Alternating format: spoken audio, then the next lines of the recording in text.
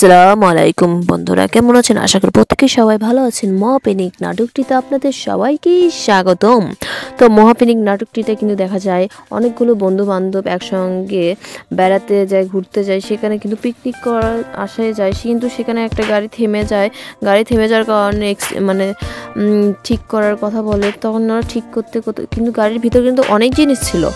তো তারা ভাবে যে ঠিক করুক, আমরা ওই দিক থেকে একটু ঘুরে আসি। তখনই ঘুরে আসতে দেখে যে ওখানে একটা বাড়ি, বিশাল বড় একটা প্রাসাদ দেখতে পায়।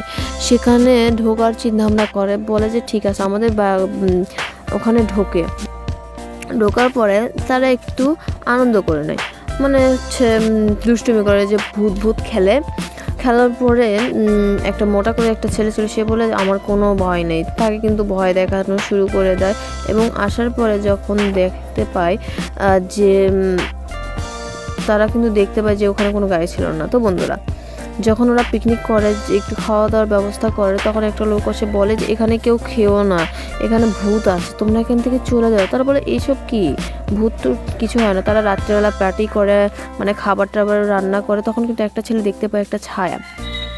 তো ওগুলো সে একটা মানে কোনো প্রকার একটু গুরুত্ব দেয় না। তারা খাওয়া দাওয়া শুরু করতে যাচ্ছিল, তখনই চারপাশে অন্ধকার কয়টা ছায়া দেখতে পায়, তার অজ্ঞান হয়ে পড়ে যায়। সকাল হতে হতেই তারা উঠে যখন তাদের জ্ঞান ফেরে, তখন দেখতে পারে যে কিছু ছেঁড়া ফাটা জামা কাপড় পরা বাচ্চা কাচ্চা, বুড়ো মুরব্বী, মানে অনেক বয়সেরই অনেকজনই ছিল।